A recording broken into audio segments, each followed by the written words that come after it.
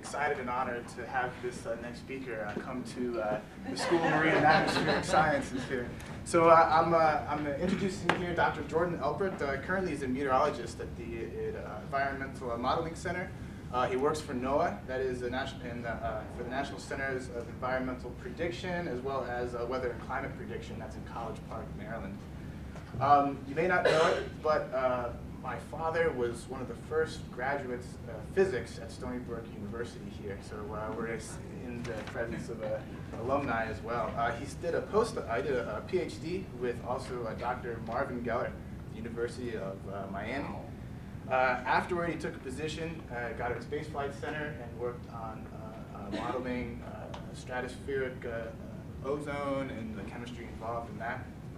Went on to publish a paper in Nature on using satellite data and modeling the stratospheric in the polar vortex in Antarctica there. In the 80s and 90s, he started on the National Meteorological Center's developmental division, doing modeling gravity waves and mountain blocking. He continues to work right now on mountain interactions for NCEP models, as well as using the radar radial winds into the North American regional and mesoscale models, and this was implemented in 2005. He created the real-time NOAA Operational Model Archive and Distribution System, that acronym is NOMADS, and he was the co-investigator for that. He studies East Asian monsoon experiments with the NCEP focal points and continues really to work on the next phase of the global forecasting system and the sub-grid scale of physical parameterizations in that. He's been granted some awards, just to really name two here. It's a National Weather Service Medal here for the implementation of the most significant improvements in the NCEP global forecasting system in the past 10 years. He also received the medal for the NOMADS, again, that's the NOAA Operational Model Archive Distribution System, the first operational U.S. climate and weather model archive currently. And so with that, I'd like to welcome Dr. Jordan Alpert.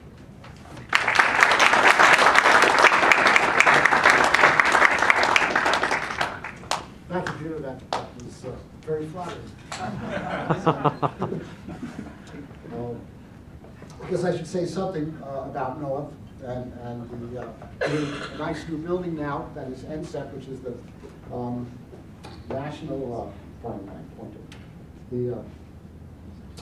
National Centers for Environmental Prediction, part of the National Weather Service, which is part of the National Oceanic Atmospheric Administration.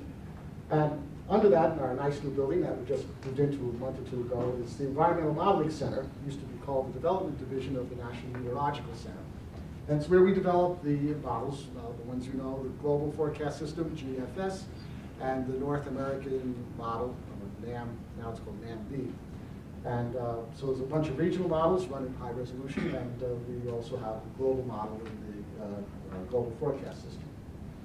So what we're trying to talk about today is, well, a few things. I was asked to talk about a little bit about, well, the operational models, the suite of global forecast system. I've actually done some work on each in the past, as you heard. But I'll talk a little about that. Lately, the global forecast system has been in the news. Some editorials in the Wall Street Journal have gone by as the Sandy storm went by. So I'll try and set up how these models work a little bit, give you some idea of that, what happened, how we use diagnostics. I guess I didn't give you the title of this talk. NCEP Global Forecast System Forecasts, the diagnostics we use, and heavy rainfall event. It actually occurred in Asia, but I'll get around to relating back perhaps to Sandy, perhaps. So we'll talk about the skill of the global forecast system because it was recently talked about in the Wall Street Journal. I thought, and since Sandy was the subject of the article, the use of a comparison with ECMWF and a few things we do in terms of diagnostics there. Then I'll talk about what I call the Hanoi heavy rainfall event, work that was a part of the East Asian monsoon experiment that happened a couple years ago. And then look at diagnostic studies that as students who are here and researchers might use to do diagnostic studies, how to get this kind of model data, which actually is a good a way to do a lot of experiments. And I'll talk about SoMAS, which is a system we put in place that will enable real-time and archive distribution of modeled gridded data. Okay, first I'll talk a little bit about the model skill. Instead of showing you the horizontal maps and everything and comparing that, a lot of times when we want to compare a model, two national center models together, we use these correlation coefficients. In this case, the correlation coefficient is normalized by climate. By the climate, if we are predicting an atmospheric state that's highly, that comes off and we don't get points for that, but if we predict an outlier correctly, then this skill score gives us points for that. We call it the anomaly correlation, and it's used by all the national centers like ECMWF, the United Kingdom Meteorological Office, the Canadian Met Office, and so on, and us, to compare models, and I compare a few here. So this is actually, looks like 2012 from October to recently, I guess November 10. How things have been going. The black line is the GFS, our model, and it shows there's a 0 Z run, 0.9 correlation. ECMWF is the red triangles here. They've always done a little better than us, 0.92. Here's UK Met Office. It's slightly better than we are, but sometimes this changes. As in the southern hemisphere, this is the northern hemisphere, 2080 degrees north. We don't generally use this anomaly correlation for the tropical regions because in the tropics, the analysis system doesn't produce a very good representation of what's actually happening because the observations in the tropics are not that good. So it's tough to get a good sense from that. You just get in sort of an incestuous kind of relationship where the analysis system is going to produce whatever the forecast decides. So there are other ways to measure tropics, but I'm not going to talk much about tropics. But the 2080 north, and it's also spectrally filtered for the first 20 waves, not counting the zonal waves. So it's waves 1 to 20, and 2080 north and 2080 south. So in the southern hemisphere, for example, for the last 30 days, that's what this covers, we have a 0.84 skill score. ECMWF is at 0.89. UK Met Office is just under 0.84. We're kind of tied with UK Met these days. So I mentioned this because it's happened. They mentioned it in the article. So I don't know if you've read it or not. The main thing about this I want to point out to you is what's pointed to here in the southern hemisphere. This is actually a pretty poor score, 0.6. Usually we're up at 0.885 or 0.9, somewhere between that. ECMWF, by the way, gets pretty close to 0.9. Very nice. And I want to point out that on approximately a monthly basis, a poor skill score occurs for the GFS. We call them dropouts because the score drops out. And it hurts the performance and would be good for this. If this didn't happen, we would be like in the running in the southern hemisphere like we are in the northern. This used to happen every month in the northern hemisphere too, and we used to study these things. So I'll give you one example later on. We would find these so-called dropouts in the northern hemisphere monthly, and they haven't happened. Not since we implemented the new assimilation system known as the gridded statistical interpolation, which is part of the global forecast system. That's the analysis system that does that and assimilates all the conventional radar measured observations as well as the non-conventional satellite radiances and radar and things like that, which don't have any of the dependent are not dependent variables, or like they're not wind, they're radiances. Anyway, so these dropouts occur now and then. I want to focus our attention on the worst cases of the year, and this is one of them in the southern hemisphere, where things didn't work out so well. Here's just another picture of about a year ago. This is before the new gridded statistical interpolation went into effect. The new part that went into effect is something called ENKF. They use a bunch of ensemble runs of the forecast model to correct what's known as the error covariance in the forecast. So that makes for a better analysis. I'll talk about that in a second. So anyway, here's just another skill score picture. This is 0, 6, 12, and 18Z of the GFS as well as ECMWF back about a year ago this time. And notice here in the northern hemisphere, it's called the big dropout, and there it was. In the southern hemisphere, we had one too. Skill scores back in those days was ECMWF has a 0 and a 12Z run. So they're at 0.92 and 0.91, and 0, 6, 12, and 18Z a range of 0.87 and 0.88. Weren't doing as well back then. But this says the same, I think. Okay, so what we can do is, because ECMWF in those days was a little bit better, a lot better than GFS, we were able to say, well, suppose we just say ECMWF is our ground truth. And if we take it as our ground truth, we can make comparisons with it and look at the forecast divergence between us and ECMWF, sort of to give a heads up when there's problems. The kinds of problems we were thinking about is that these would be problems with observations. Maybe the satellite lost its feed, or maybe bad data got in, or a bad coefficient, or something got through one of the ray obs was bad. In fact, one time that did happen in the southern hemisphere, we were getting a temperature that was like too low, and it was being accepted into the model, and it was causing problems there. We kind of someone went and actually got someone in Antarctica. It was winter, not too many people hang out there then. They said, oh, no one goes to this island. It's just an instrument in a doghouse, and the battery gets low or something, and then the data is bad. We've been simulating this, and the quality control didn't catch it. And so we looked for things like, why would the quality control catch it? On occasion, we've even had instruments that have come in from around the world and the United States, planes that fly and so on that have transducers and produce the observations, would come in and there'd be something wrong. Instead of crossing the equator, they'd stay in the northern hemisphere, give us wrong readings. And these things have to be ferreted out. Anyway, we thought things like that could be at the base of this. And so we want a way to investigate that. So looking at us compared to ECMWF, which gets close to the same data feed that we get, it's a little bit different. It gives us a heads up for model problems so we can correlate between us and ECMWF and see it. I'll talk a little bit about using pseudo-observations from ECMWF to make an initial condition for our GFS model and then comparing those. Result, you get an analysis that's I call like a grand interpolation is what the GFS analysis will be used for, using the information content from ECMWF. And that difference should be what they do that we don't, if there is such a difference. Let's see, I'll give you a few experiments of what you do. You can take a little patch from ECMWF and lay it over the spot where you think your bad observations are, and then see if that's really the cause of the problem instead of making out a conjecture.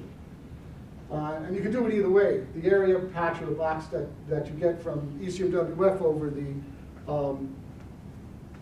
GFS it fixes the model as opposed to the rest of the world. Then you can reverse that and go into the GFS gridded data, make ray obs out of its gridded data, and use that, and that should give you back the GFS forecast. So you have a way of making controlled experiments that you can then vary in some way to find out what went wrong in terms of the poor observations. Oops, back here, let's see. So the way this works, I'll take a little bit of time to do this. There's, the models run 4 times a day, 0, 6, 12, 18Z. 0, 6, that's 4. And so there's an analysis that rolls around, and every time the GSI runs, it creates a forecast centered on 6 hours, so from 3 to 9 hours actually. And then that makes the assimilation for the next one. In addition to that, they make 89-hour forecasts for the ensembles and then use that to fix the error covariance. But it's still the same kind of box the GSI runs. Forecast is made, and it goes to the 6, 12, 18, and so on. And we can do that same kind of idea. By the way, that operations runs to make an initial condition all the time, but that's not what's used to make the GFS forecast. To make a GFS forecast, the analysis that's made here, it has a 6-hour guess, as they call it, forecast. That guess becomes the guess for the GFS run. So let me show you. It goes back to 18Z would be, say, here's 18Z. 18Z makes a 6-hour forecast. And then out from that comes, that 6-hour forecast becomes the guess for a new GFS initial condition from that analysis, taking all the observations that it can, the second time. The reason is that we have a time schedule, and the 0Z run for the GFS wouldn't be ready if you took this 0Z guess and used it directly. So we take the 18Z forecast, make another analysis. That analysis goes forward with this guess, using all the observations. But instead of using 6 hours, as a window, as a gate to get all the observations, we actually cut it off about a half an hour early in order to make our schedule. That half-hour cutoff means we have a gate that's only 5.5 hours, 5 hours, 25 minutes actually, to do it. Okay, so that's how the operations runs. To make some pseudo-obs, you just take the grids from the ECMWF. They give us 1 by 1 degree, 14 level, all the dependent variables, UVT, humidity, and surface pressure. And then we were able to take those gridded data, make them in as if they were RAOBs, and then make them the sole input to the GSI to make a new analysis. And from that, we can make a forecast. We can also use GFS output to do the same thing, of course. So if we do that, here's I think this is a picture from, let's see, 2012, September, October. There was October 10th dropout recently that we've been looking at. This is, again, that anomaly skill score. This uses a 7-year climatology, goes back about 30 or 40 years. So it's a long time comparison. More recently, there's another one called Fang-Lin's, the SDB verification. The difference is uses a different climatology. The difference is, like, the dropout here is 0.63, and the one here was 0.61. The general, here 0Z is 0.85 versus 0.856, 852. It's almost the same, but the climatology has a minor effect on the skill score, but it is minor. We'll just use the Kaplan's verification for now. This is going to be the one used in the future probably, but this one goes back many years. So here's a dropout. It was 0.61 for the GFS. ECMWF had a 0.89. Not bad. They also kind of dropped out here too. It's ECMWF, here they are, rarely drops out, once a year. So this is a point where they're not so much better than we were. 0.7 is kind of used as a level where we think something really went wrong. Here's the same picture, but now I've taken the ECM RAOBs, made an analysis out of them, and ran the GFS. And the GFS comes back with 0.84. It's up here, there's the spade here. And then 0.61 is the GFS dropout. And when I took the GFS and ran it through the same exact system, that is, I took what they call the pressure grid, 14 level, 1 by 1 degree, which is a truncation of what we actually have. Then, but it's the same as the ECMWF one. It's down here. And if you look at the, I'm not going to show you, but if you look at the surface pressure of the fiber and bar fields, they show similar. You can clearly see that. This is the forecast of the GFS, and this is the forecast of ECMWF. Here's one a long time ago in the Southern Hemisphere when the analysis wasn't quite as good and our differences between us and ECMWF were a little bit bigger. This is the operations of the GFS in the Southern Hemisphere for this period that was run. This is run at T382, it's lower resolution. And here in green, for a typical, these are just typical days, no dropouts really. Well, you consider this one a dropout maybe. The green is the ECM runs where we call them ECM runs short instead of ECMWF, where we use the pseudo RAOBs from ECMWF. And then the red line is actually the production from ECMWF for this period. So even in typical days, we're always doing better. Every once in a while, we get a problem. In fact, one time here, using their RAOBs, we did better. But the ECM production is in red, that's right. So we even beat them right here. It's rare, though. Because we don't have, ECMWF actually runs higher resolution. They're closer to, they call T1271, which would be about double the resolution of the GFS, horizontally and vertically. So that was a typical one. Now here's some special cases. At the bottom here was a collection of cases for 0Z and 12Z back all the way in 2007 and October 22nd. So this is just 12 hours apart. I'll just tell you there was a really big dropout here. It was, for this case, it was 0.61 for the GFS, a lot like the one I showed you this year. And ECMWF was at 0.87. And we ran that ECM run, we got 0.89.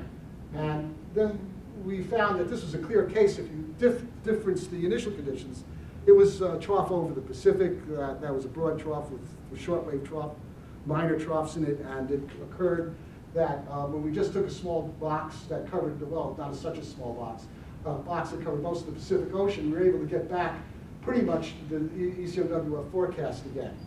And this is using the same box that didn't do quite as well the day before. The black line here is the GFS operations or production. The red line here is ECMWF. The green line is the overlay of that box. So it did a real good job here where we looked at it. These other cases are just typical days where doing a special overlay of ECMWF over the GFS doesn't do much compared to the GFS itself, because the source of the difference, in this case, we knew was over the Pacific, and it did work out that way.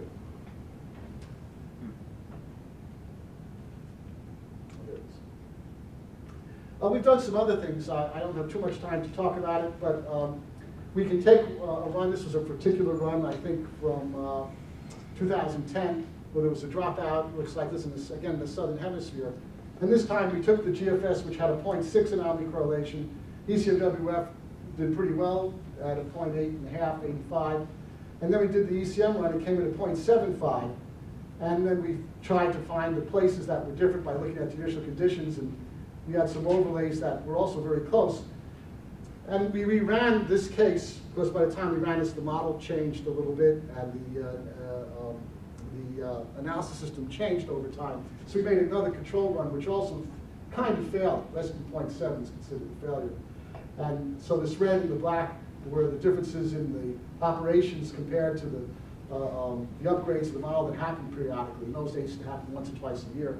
But then here is, we decided to drop off some of the satellite radiance data. In this case, GPS, which is the occultation of the satellite as it looks on the limb of the atmosphere to produce temperature, and the radiance is also projected onto some of the other variables. This is the GPS occultation. They haven't found, since this time, they found a better way to handle this, and it's improved. But things improved when we took it away. And here, this is the AMSUA contributions. When we removed, it says no AMSUA, we also got an increase. Then we put the two together, we got a bigger increase. So almost to get it all back by removing non-conventional radiant satellite data. So this happens on occasion, not all the time. There's no consistency that we've been able to find in this. But this is still on the global sense. Here we took away all the AMSUA data. Probably we shouldn't have done that, because AMSUA, if you use a system, you can use a system like this to check what's the biggest contributor by doing the opposite of this. That is, only having AMSUA, what's its contribution to the forecast system? Only having GPS, what's its contribution? We've done that kind of study, and we know the AMSUA is amongst the largest contributors to a good high-skill forecast, alongside the RAOPS, by the way, which are also the highest. Here are the numbers for that. It's only 7.4 over 7.3, but it's kind of interesting that you take something away and it gets better. So let me just say that here are some differences between ECMWF and the GFS. The high resolution of ECMWF, it's doubly high in each of the latitude and longitude. It's about double, and as well in vertical levels. They have 91 levels, we have 64. Something we've been trying to change. That makes a big difference. The main difference between us and them, I think, but also in the data assimilation system, they have some more resources because they run a 4D VAR and we don't run that. They have people watching more than we do. The idea of doing the experiments I just showed you came out of just a group of us who just ad hoc got together and started this team. We call it the dropout team. And so we've been doing these kinds of things and we've gotten a reputation. They have a bias corrections and observations are actually inside their 4D VAR simulation. They do some of that we don't do. That's one difference. They only run a medium range global forecast system. At NCEP, we do run the regional models, over the CONUS for the what we call NAMB, or North American model. It's run at 12 kilometers, and there are two nests, in east and the west, run at 3 kilometers, 4 kilometers, and then a bunch of other nests of that run over Puerto Rico, Guam, Hawaii, and Alaska. And then one more for fire weather that distribute around the country. So that's a lot of models to run, in addition to the ocean model and the waves model, which all get a little bit more time than the GFS does, believe it or not. We have our 6-hour time window compared to the short data cutoff I mentioned, compared to the 12-hour window they have, so they get more data, and their 4D VAR compared to, I understand, the NKF. And the 4D VAR system can do the satellite data at off times better than any 3D VAR can do. So this brings me, after this great, sounds like a mea culpa maybe, to how Sandy went. Well, this is just a picture I pulled off the internet of Sandy. The main thing I wanted to show here is it comes in at southern New Jersey, and that it does have this little rather long arc. So the big problem was that at day 6, 7, and 8, the GFS is this blue X's, and it went off out to sea, and ECMWF it's 6 days out. This is 6 days out, I think. The 24th is when this was made, and it kind of hit around the 30th. ECMWF came in a little bit south of New Jersey, a little bit to the west. I think the ECMWF official model is this color. And that's actually a pretty good forecast. And we didn't make this turn was the big problem. That was what was written about. So a little bit later, though, this is 48 hours out. Here, the GFS doesn't do too bad. ECMWF is this blue one. They're putting the storm into northern Chesapeake Bay, and the GFS is the blue one here with X's. And comes in here a little northern New Jersey, about as far north of the of the hit line of the landfall than ECMWF is south. All these other models are the hurricane model and other stuff. And the summary of all these charts is here. So this is the official Sandy track error. This is the track error. The aviation model is red circles. The ECMWF is the blue squares here. If you look at 48 hours or 36 hours, we actually beat them. And the rest is pretty much we're a wash, a tie. But then at day 5 and day 4, we kind of get a much larger track error. This is UK Met Office and the hurricane model in green, H-War. But these are actually pretty good forecasts out to day 3.5. By the way, all the West Pacific storms and the West Atlantic storms, the picture looks very close to this one actually. We're ahead of ECMWF by a little bit, but it's kind of close, and everyone else behind that. So the GFS actually does pretty good tracking of subtropical and tropical cyclones, hurricanes. I'll say that much. Before I leave it, let's see, and go on to the other topic. I guess that's the bottom line then, that you can't expect a model to editorial comment like this. To do that well beyond day 5, if it doesn't have the resolution vertical and horizontal and the initial conditions. And given that, as I showed in those, using the ECMWF gridded data as RAOPS and getting back their forecast, there is really a lot in the making of an initial condition, the analysis, assimilation of radiance data, that's behind how well these models are going to do out of day 5 and beyond. Okay, the other thing there's a couple of things I want to talk about. I was asked to talk about. One was rainstorms, some work I've done with the East Asian Monsoon experiment, and also, if there's time, talk a little bit about how one can get model output data, real-time or archives of model data, do experiments and diagnostics. The East Asian Monsoon experiment was in collaboration with this GWICS called Monsoon Asian Hydro-Atmosphere Scientific Research and Prediction Initiative.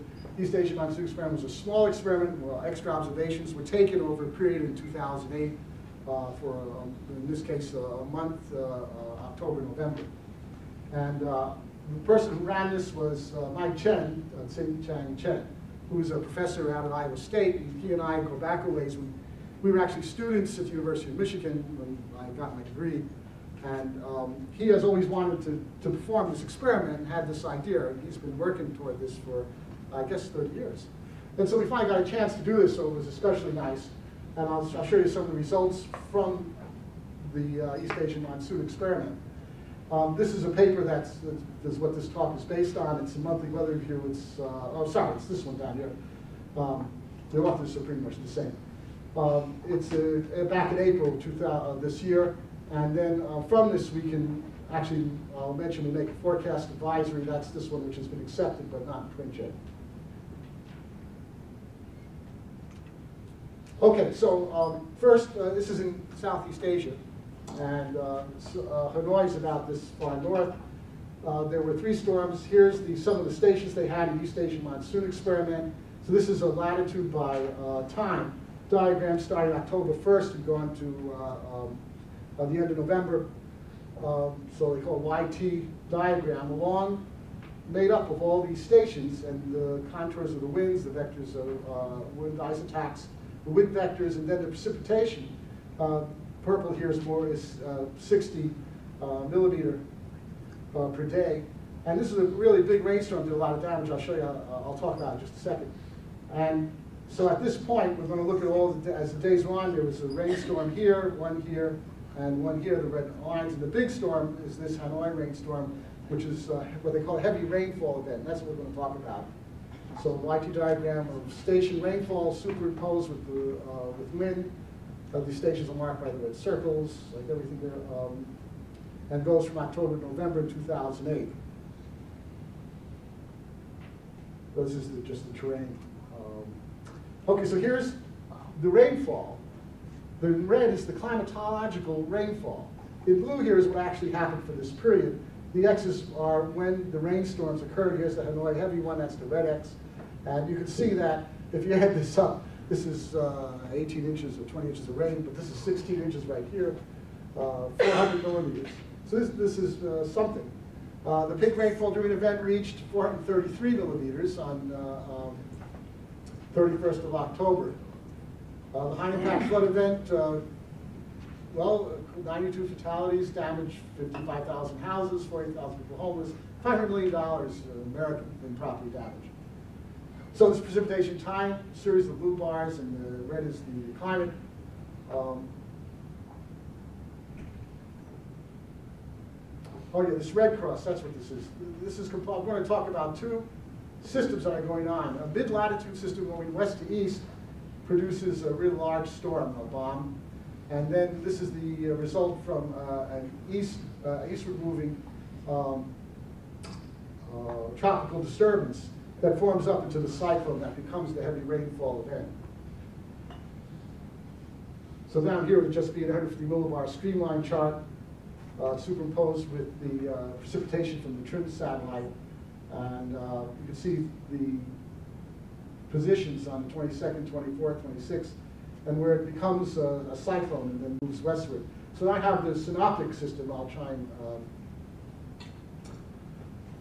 show you a little bit about that. First, the mid-latitude system. So here's 500 millibar streamlines from analysis charts. Sea level pressure is here in the dark lines here. And the cyclones are in the red X that we're talking about, the heavy rainfall cyclone. What else? Let's see, the streamlines are here, the surface pressures here. And so this is on the 20th. So the Arctic storm at the northern end of the Central Asia trough line, it moves eastward to the southern, there's a strong trough in Northeast Asia, and moves eastward. It is blocked by the Tibetan Plateau. It develops a large cutoff storm, that would be here. And as it moves, it produces a surface cyclone. The main thing about this is in red is the dash, the isotherms, and you can see there's a strong cold surge. That's the blue arrow here. And this cold surge along the east coast of China is going to be what we're talking about. It's not the only system. There's a number of cold surges happening before and after this. This is the largest one. Let's see, during the following week, eastern propagation, upper trough slows down, deepens, and moves into the Bering Strait, I think, and there's a baroclinic zone, which is normally kind of big system, mid-latitude events at this time of year there. But then there's the southern system. Oh, this is 2 more days, the 28th and the 30th. The deepening of this trough, the explosive cyclones aided by the Pacific surface high here. And so there's a surface cold surge from the storm and the high. So you get this cold surge moving down into the toward the subtropics. That's the blue arrow. So it provides a means for mid-latitude tropical interaction. The deep eastward propagating upper troughs slowed down when it moved across the strong baroclinic zone over the eastern seaboard of the Northeast Asia. So that's the, I list the, just goes from A to I. and for the stream field and the surface and isotherms. So this is the northern flow for the mid-latitude cyclone. And to talk about this, I'm going to read this or tell you about, but here's the synoptic system. So let me read what happens here. So the easterly disturbance will be this yellow or low, and it moves westward.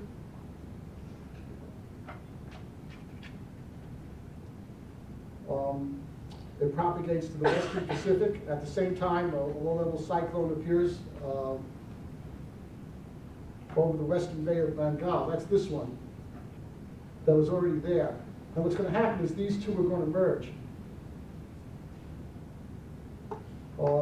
Let's see, 2 days later, the easterly disturbance moves closer to the southern Philippines, and a small surface vortex forms south of the easterly disturbance. Let's see.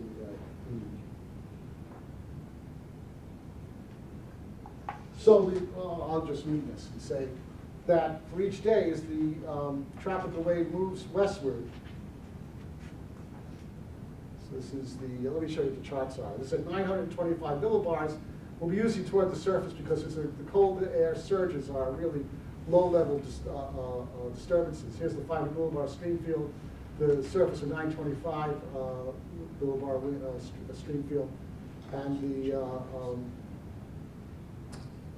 the precipitation is here, is the dark color.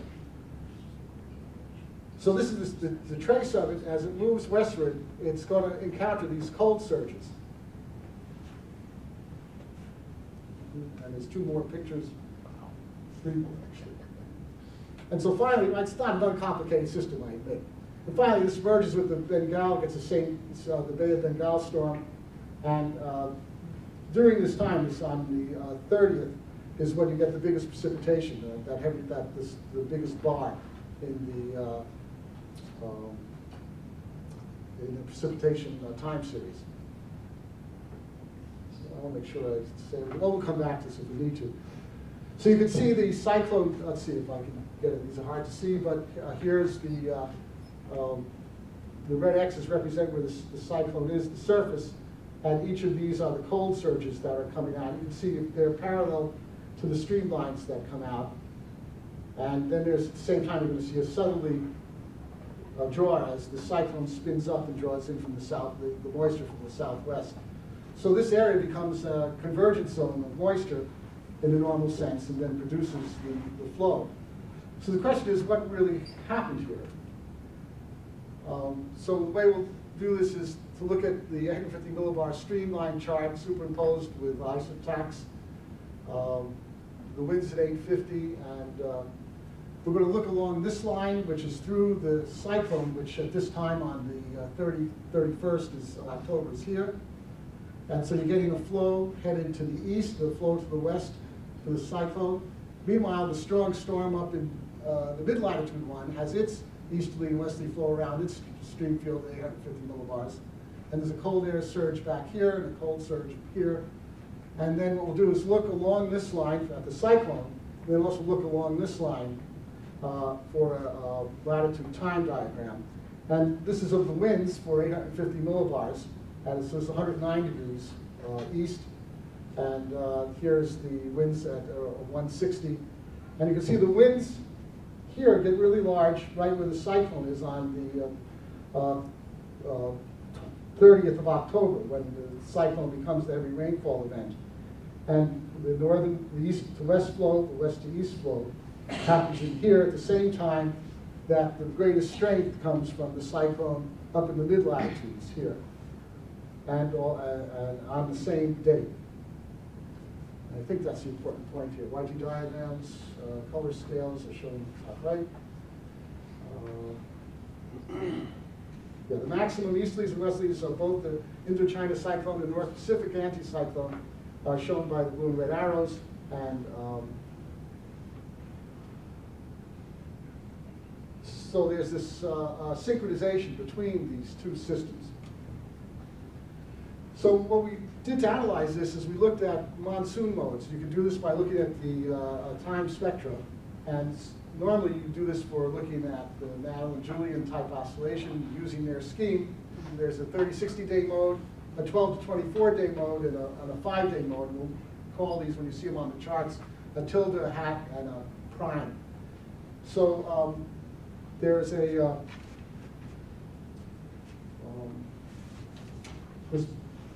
the power in this spectrum is easily seen. Well, first, here's the total for the zonal wind. This is all going to be for zonal wind. For the zonal wind, here's the time of the storm, 1st of October to the end of November. And this is just the time series for the total zonal wind, which shows that there's some, this is in the north part of the storm.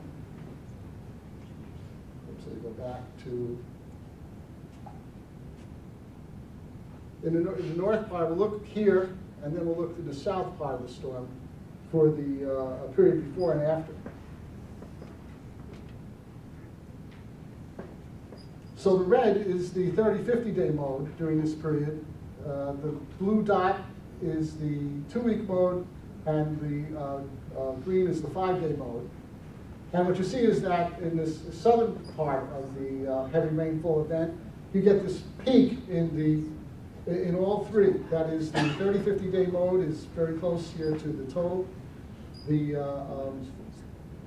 2-week mode is here, and the green here is the 5-day mode. Smaller, but you add these up, and they would superimpose together to give you the sum of the three, which is this purple one.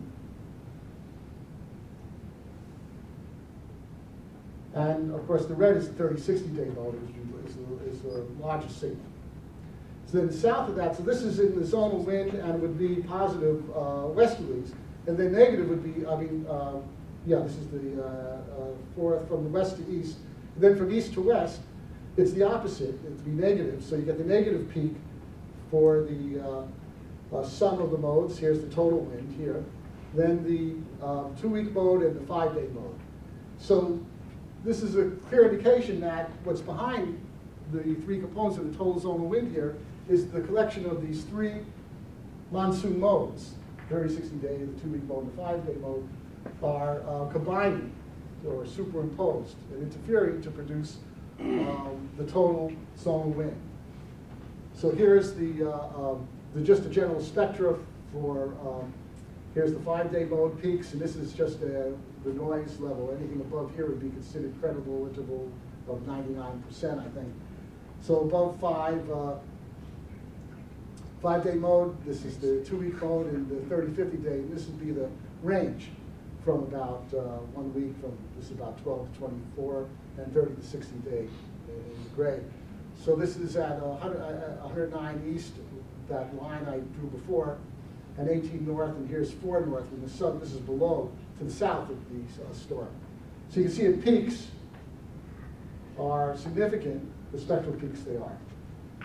Significant, and this is all for the zonal wind.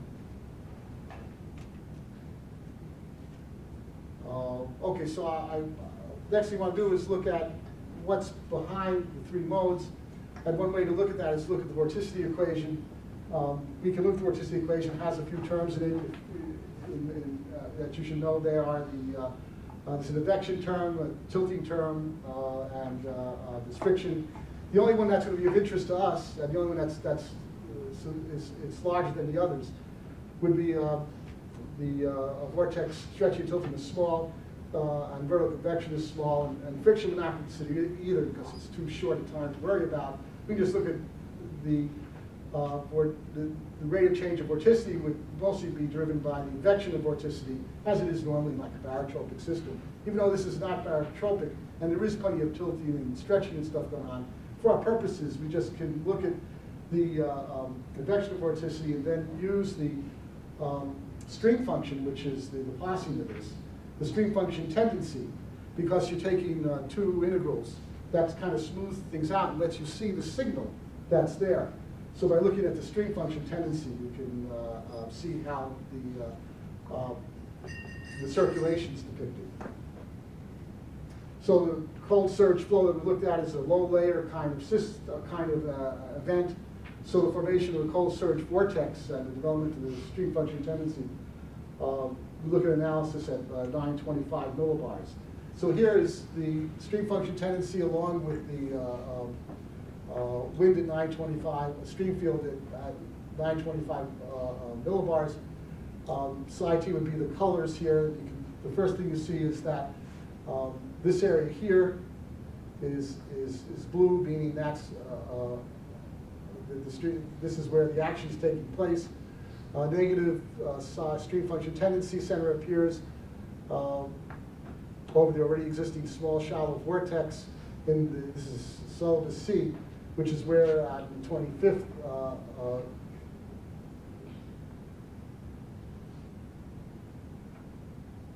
well, it's ahead of this trough line here. So it's this area and this whole blue area in here. Negative center is shown in a region toward this westward propagation on the 26th. This is 2 days before the event hits the Vietnam coast. And then here on the 29th, when the storm's really, you can see in the stream field here, there's a big circulation, the red X is there. And so the idea is that the stream function tendency and the vorticity circulations are being infected. I guess one could also look at a vorticity chart and just as good as this to show it. So here in the 29th is the important time. The circulation is located at the coast of central Vietnam, and the heavy rainfall cyclone is formed, merging with the Bengal trough that I showed you before, and it's become this really large storm. There's a big shear zone created. You can see here the stream field, if you can see the bottom here, coming up from the south, then from the north with that cold surge flow coming up from the north, and they all meet right about where the red X is. So at the same time, remember that picture, and then here is the 5-day mode and the summed up with the 2-week mode, and it's exactly the same, it's almost exactly the same picture. The storms here, here's the blue area. So this is the stream tendency for the 2-week and the 5-day mode, and here's the 925 millibar stream field. And here's the circulation coming up from the south and the strong winds from the cold surge from the north, right where the red X is. So what this shows is that these are the modes that look like the actual stream field that was there. The cyclonic flow is similar to the, okay,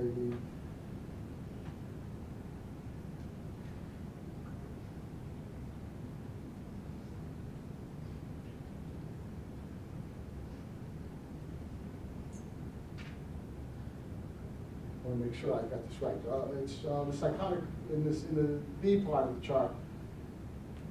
The cyclonic shear flow, it's similar to last slide, but the stream function tendency is actually negative, so it's a little bit. Oh, okay. So again, this is the 60-day mode. I wonder where I put this. So this is the 5 and 2-week mode. Here's the 60-day mode.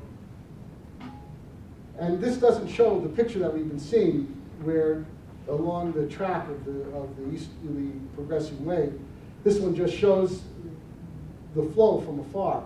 That is, the stream field comes up from the southwest and joins back up in here with the cold air surge that comes from the mid-latitude case.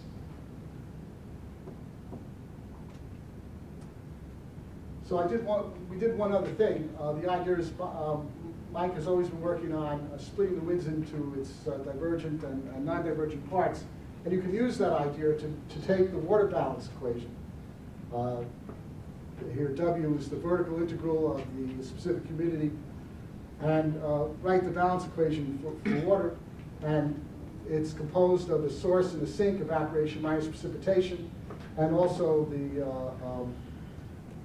convergence of the water vapor flux. And what happens here is that where Q here is going to be the, actually the Q is the water vapor flux, and W is the just the integral rate of change. dWt is the rate of change of the vertical integral of the humidity. For what we're doing, there's not going to be much change from the dWt, so I'll remind you that you could always take these into their potential functions, and then you just have del dot Q is equal to source minus sink, but precipitation is so much larger for this storm than evaporation, so you can finally write that approximately the precipitation is going to be like the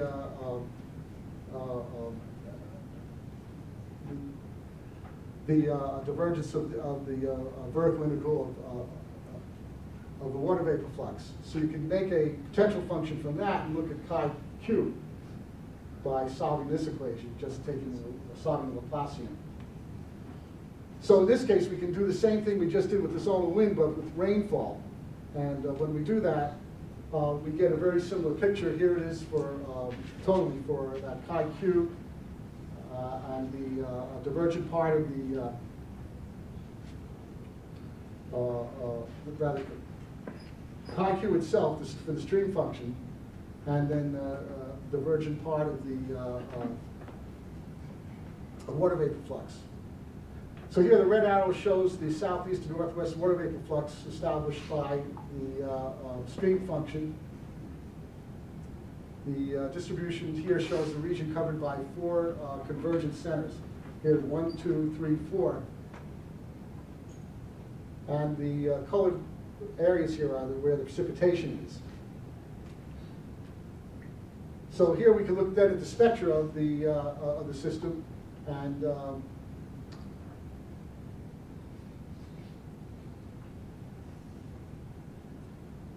so this is for the precipitation from Trim, and this is all the precipitation taken at the station in Hanoi. So the Trim shows pretty much the same precipitation for the over the period. Here's the earlier 2 cyclones, and then here's the big heavy rainfall cyclone, and then their distribution of the precipitation in terms of the 30-50 day mode peaks here, also peaks in the 2-week, and also peaks at the 5-day mode. So the 3 monsoon modes show the precipitation spectra for these observations. The spectra is the same as that of the solar winds that we had before. So now if we put this all together, here's a Hofmuller diagram. That is the longitude through the region is here.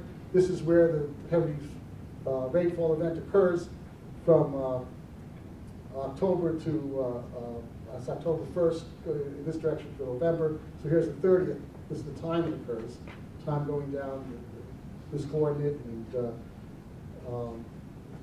longitude on the abscissa. And what you see is here's the 30-50 day, 30-60 day mode, the 2-week mode, and the 5-day mode. And here's the precipitation contributions to each. So you can see that this would be the way the system propagates.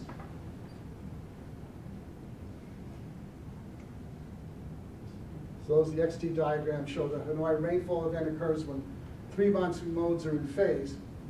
The 30-60 day mode develops a favorable environment as a convergent center of water vapor flux over the southeastern Asia to supply the water vapor maintaining that Hanoi event.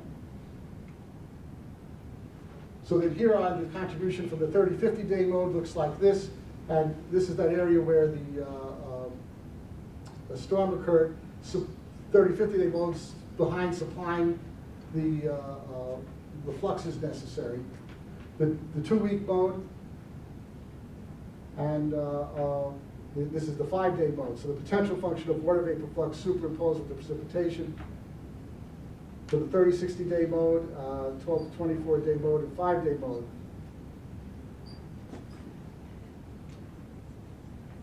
Okay, this is the summary.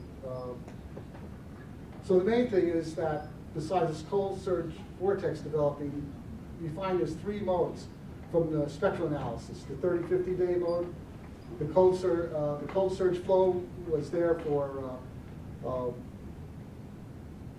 a 12 to 24 day signal. The cold surge vortex develops in concert with the 2 monsoon modes. Then the 30-60 day mode develops that cyclonic shear flow, producing the advection from the south and the cold surge from the north, right where the storm occurred. So each of the modes, well, the 5-day and the 2-week mode, together seem to reference this, the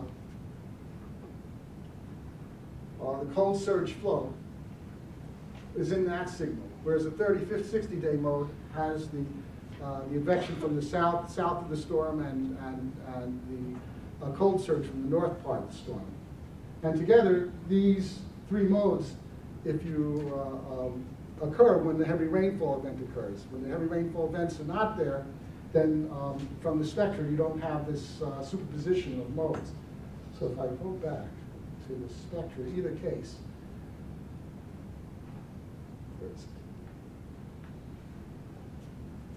back with the previous storms that happened here and back in here, the lesser storms, the non-heavy rainfall events, the structure, there's some superposition here, but it's not as much as well here, here, and here. But the main superposition of the 3 modes produces the large constructive interference that actually causes the storm.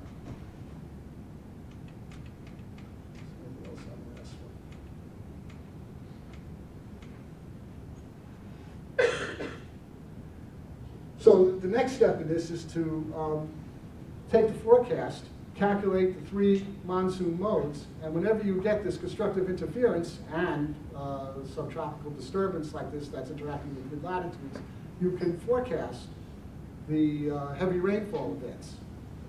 And I'll only mention that I haven't tried this. This is the first time we've done this sort of thing. I haven't tried this for Sandy yet.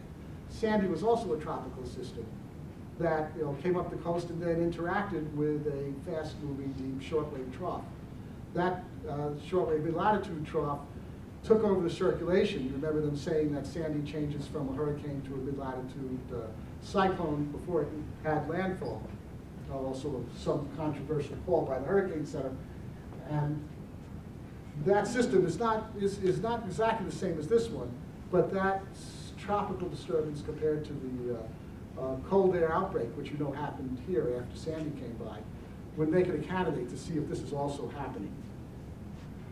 So, let's see.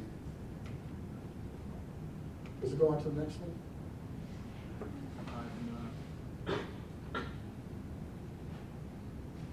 Oh, it goes back to here.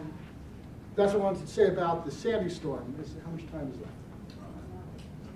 What's that? We're done. Oh, we're done. Yeah. Okay. So I'll only say that, that's what the group did during East Asian monsoon experiment, and those papers are out there. And it's kind of an interesting idea to use diagnostics in this fashion. But I have some other slides if you want to talk about it later. So I was also asked to talk about how to obtain data from NSEC. And since I've done some of that through that NOMAD system, these so-called content servers, that's another issue. And that was used, by the way, to get the data for the study. So if it's time's up, then I should probably stop there.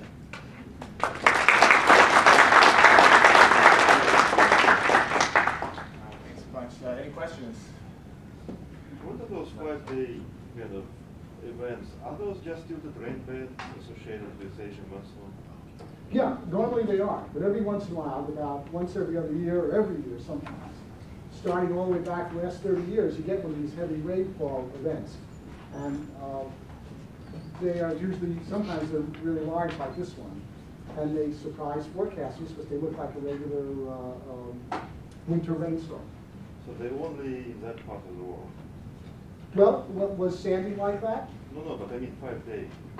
Kind of, I can't think of anything that produces 5-day disturbance, except for those two.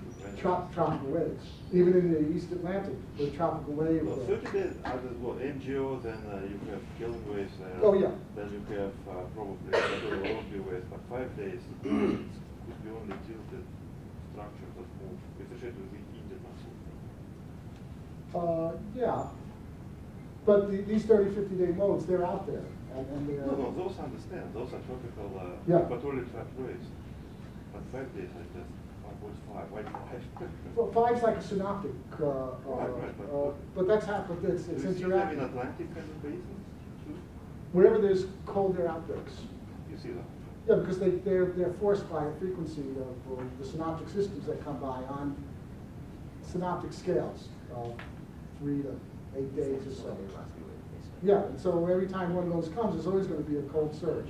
We usually don't associate it because the cold surges combine and we don't see it, but they force, and if they force on the tropical scale, which they sometimes do, then you're going to get these systems. Sometimes in the southeast, they force an individual hurricane to start, usually in November or October. Looking at the trim data compared to the observations in Hanoi during the rain event, there is a huge discrepancy, 200 versus 400 millimeters. Is this because the rain event itself was smaller than the field of view for the? I think it's the trims are satellite based, and they have to invert from the instrument. There's a trim instrument, and I'm going to suppose that trim's pretty good, but even on large rainstorms like this, a rain gauge might be better. But that was a surface rain gauge versus a trim. It's 1 point observation. Yeah, and that's another thing. One's going to be over an area. A little trim was like quarter kilometer, I think. It's 50.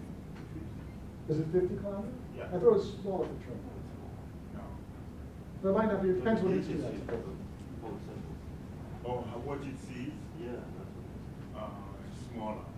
I can't remember one. But the difference would be in one's a remote sense-based system versus conventional observation. To another They thing. still both had the peak though, and both peaks were big, even though there's a big discrepancy between them.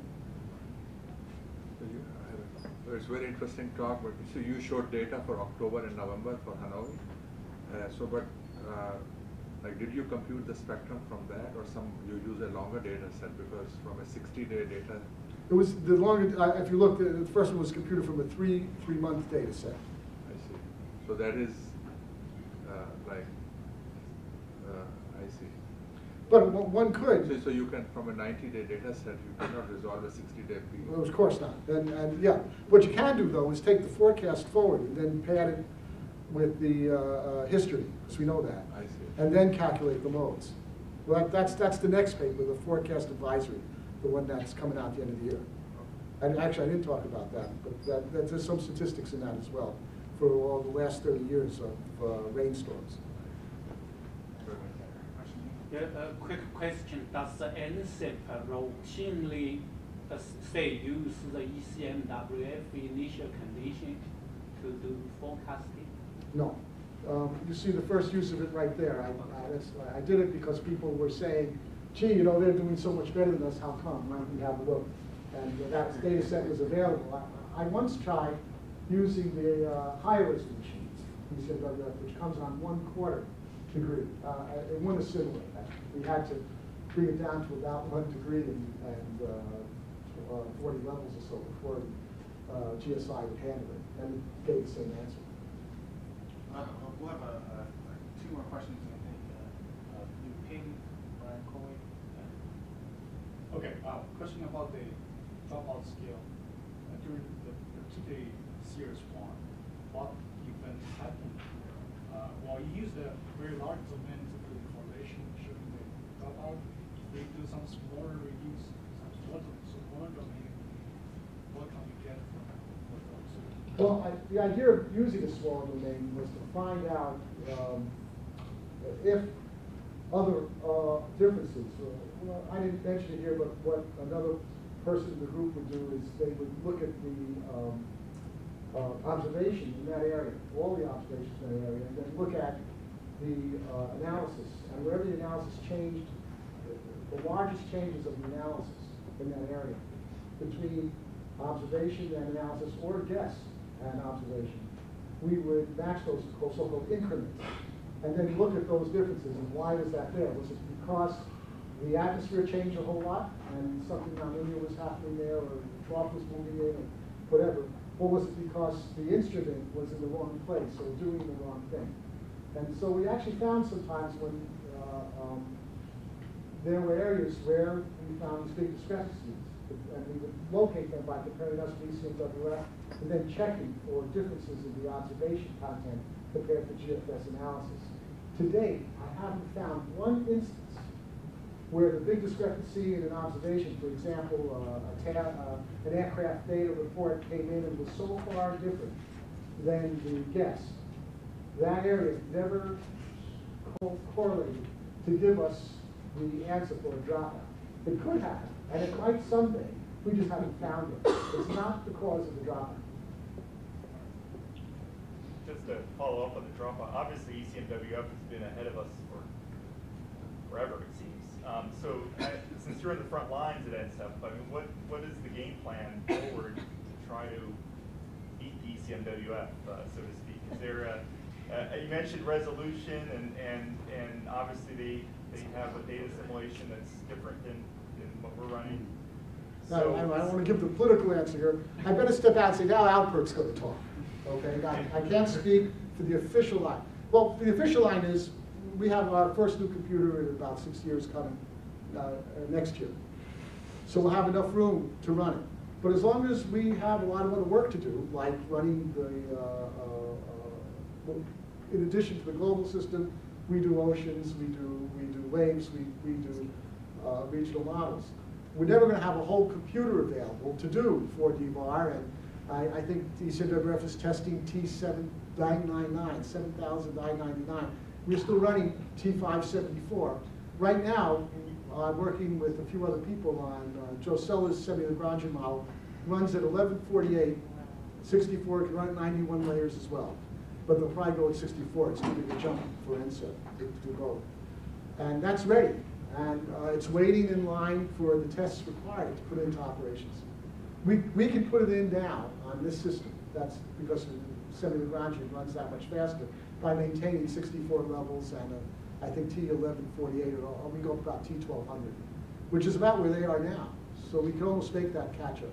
So the plan is to try and do that and now push that forward. And I think mine and others complaining that we should get a little more resolution has finally been heard. And I think that is going to happen now. We've been able to do this for a couple of years and haven't been able to get online to get it in. But the SIP model is not very parallel, right? Oh, it is. It's extremely. I don't know where you heard that, but it scales. No, I used to run it, and it's not very parallel. We could argue offline, but I haven't found anything that beats it. Okay, the NMB is astonishing. It's a terrific model, and it's not running any faster. The Finn model is another candidate. It's now Alpert stuff from Esrael, and it doesn't scale better than the GFS. Even though it's a spectral model, it uses both the MPI as well as the OpenMP. So it's threading, and it actually is scaling, and it will scale right to probably T10,000. And by the way, ECMWF, similar model. They've just decided on their own, I just mentioned it, that they're going to stick with their spectral model for the next decade. And they're going to plan on not even going hydrostatic until they get down beyond 10 kilometers. And we're still at 30, so even if we go to 1148, we don't have to worry about a non-hydrostatic system. So that's sort of our competition is non-hydrostatic and so on. And we can make that happen also. It's just a little more computer time. So it is going to scale on the kinds of systems that are out there. And I'll add one more thing to that. The controversy was on the so-called GPU, which are now around the corner. And you can use them in their Intel version, I guess the my chip, as opposed to the others, because that one will work with the kind of system that GFS actually runs. And that's the one they're going to finally choose, I think, to go forward for all the manufacturers. So it's got a 10-year future, I think. Anyway, that's Alpert's. And just surprising to me that you have such a big computer and you're still running so slow compared to. We're allowed 7.5 minutes per model a day. I challenge any model to get into that slot and run faster than we do. And by the way, they're out there. We're running on all these other R&D computers now, and all these systems are present. NMB, the Finn NIM, one from Israel. There's a candidate from NCAR. I forget its name, but it's coming in as well. So we're playing well with others, but I'd like the decision to be made on merit. That's not just, hey, we got a great model, you want to run our model. We need to integrate. Yeah, so that's my editorial comment. So I guess I guess it's time for lunch here. We have lunch in the Cuba room. If you have any more questions, speak soon after this. Thank you very much.